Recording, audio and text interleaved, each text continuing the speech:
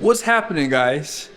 I literally just got done sending out my oil analysis, and I've been telling you guys for a while that I have a video coming, and unfortunately I'm gonna have to keep putting this off because now I have a second analysis to show you guys different mileage. One oil's non-petroleum, one oil's petroleum, both 15W40. And guess what I did? I decided to go on ahead and get me some insane diesel 5W40 because I always use 15W40, but let's just see what happens when I use 5W40.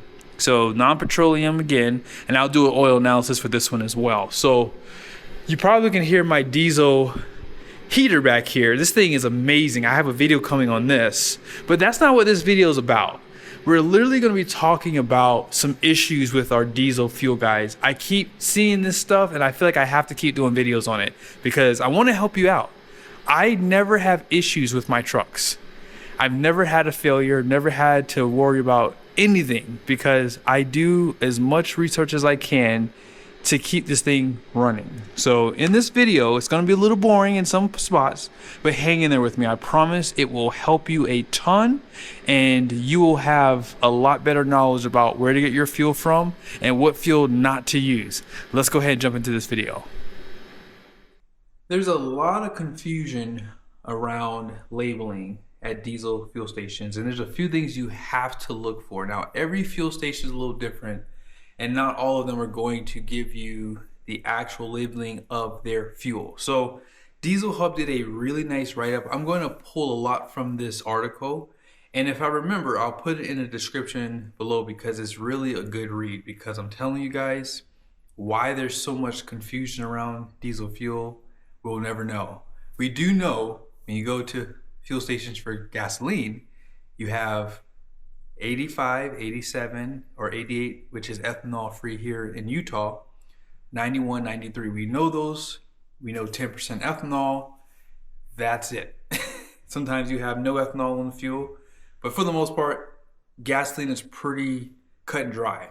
It's not the case for diesel. So let's go ahead and read this article, and I'll try to make this as entertaining as possible. Renewable diesel has been an available petroleum diesel fuel substitute in California for many years, and its prevalence along the West Coast is growing quite rapidly. There's nothing alarming about renewable diesel itself, albeit more expensive. It seems to be as drop-in compatible as the data suggests and has excellent storage life. I want you guys to keep that in mind. But evidence has surfaced that proposes significant complications in the blending of renewable diesel and biodiesel. Furthermore, current labeling requirements do not always properly distinguish biodiesel as a blending component in renewable diesel fuel blends. This is concerning for both modern and older vehicles due to the very limited storage life of biodiesel and its tendency to form acids as it oxidizes.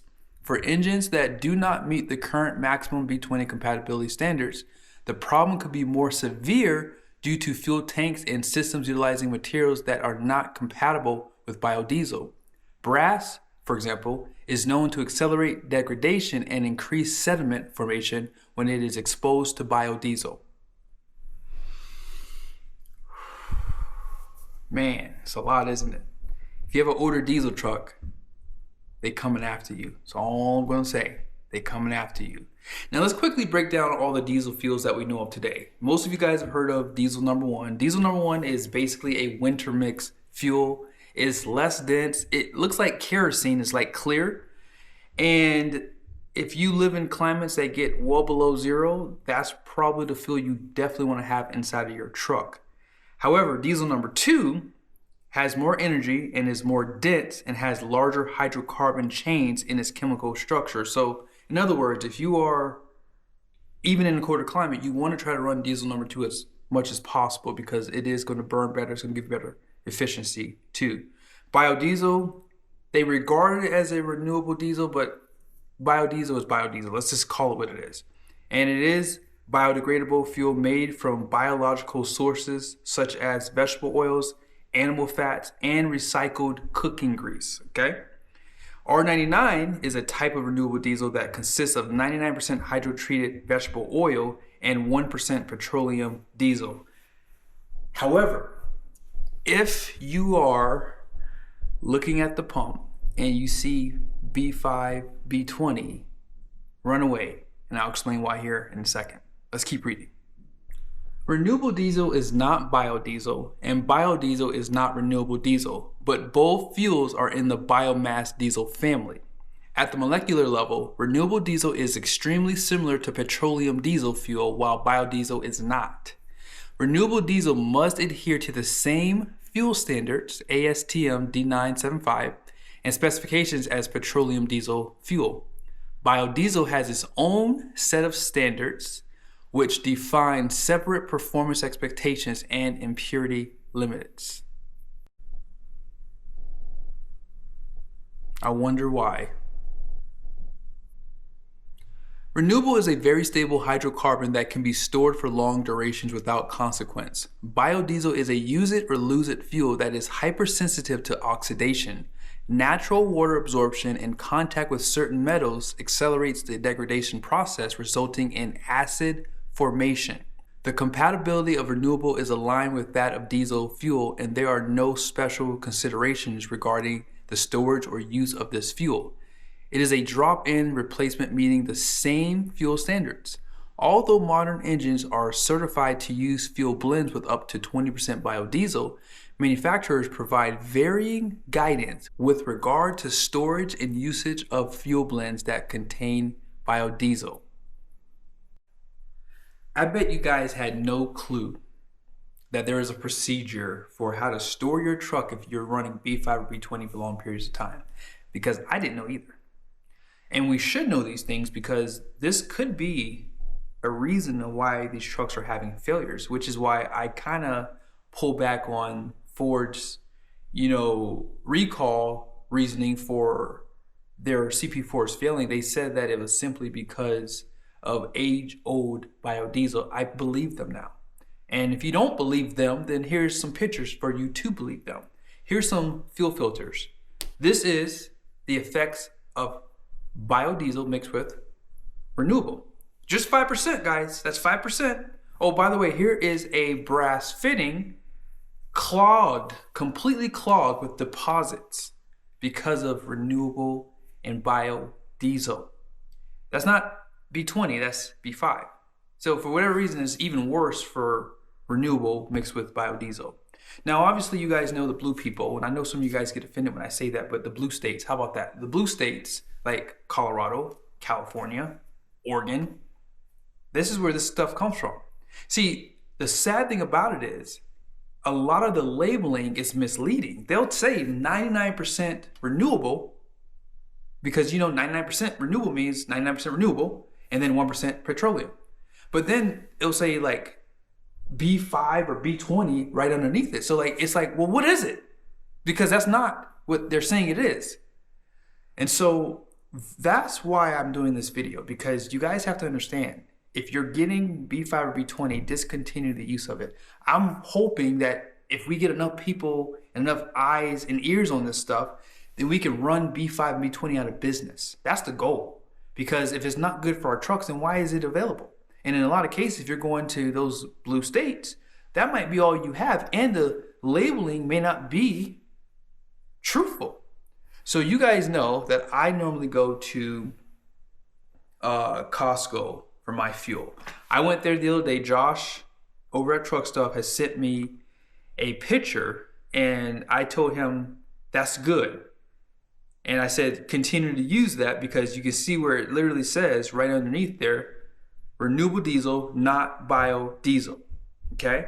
Now, I'm not saying that they could lie. I mean, it's very possible whenever they're getting their fuels delivered, it's very possible there could be a small trace of biodiesel in it. It's very possible.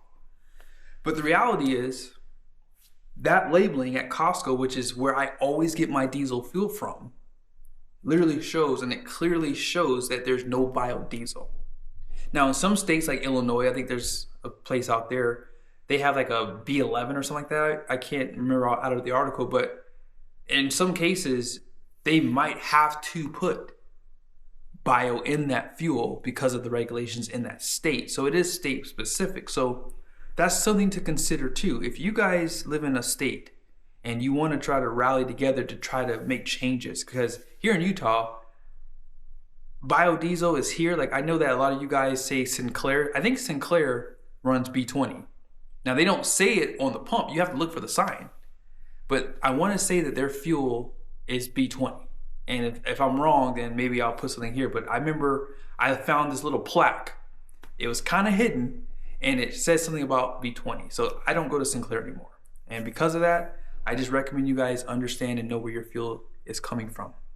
Because I'm dedicated to the channel, I decided to drive out here to Sinclair. I know some of you guys don't have Sinclair where you live at, but here in Utah, this is a pretty big fuel station, and they actually have what they call good diesel here. But regardless of it, they do use B20 here. So this dispenser is rated for the dispensing of fuels up to and including B20. When dispensing fuels above B5, use only listed hanging hardware that has a rating equal to or greater than the actual fuel dispensed. So yes, even though Sinclair is known to having good diesel, they're still using B20, and good diesel can mean a lot of different things today. If it's not top tier, or if they don't guarantee a cetane number without the use of a biodiesel, then it's probably not really considered good stuff unless you're, again, traveling and you're going to be able to burn out that fuel pretty quickly. Be sure to share this content with anyone that has a diesel truck, because again, B5, B20 is something that you really want to discontinue the uses of, simply because it probably is causing the failures. And remember this, if you're someone who does one oil change a year, you drive 10,000 miles in that year, always remember fuel dilution. Fuel dilution with B5, B20 can be corrosive internally with your engine, and that can cause failures down the road. That's why I tell you guys this, whenever I see low miles trucks, I don't get excited about that with the kind of fuels that are being used today, because if that guy didn't know about these things, how do you know internally if that engine is even any good? Just because it has low miles doesn't necessarily mean it's a good engine. It just means that the person didn't drive that much, which is even worse for the DPF and all the other crap. So yes, be sure to share the content. Hope you guys enjoyed this video, and if you haven't done so yet, subscribe to our channel. Peace.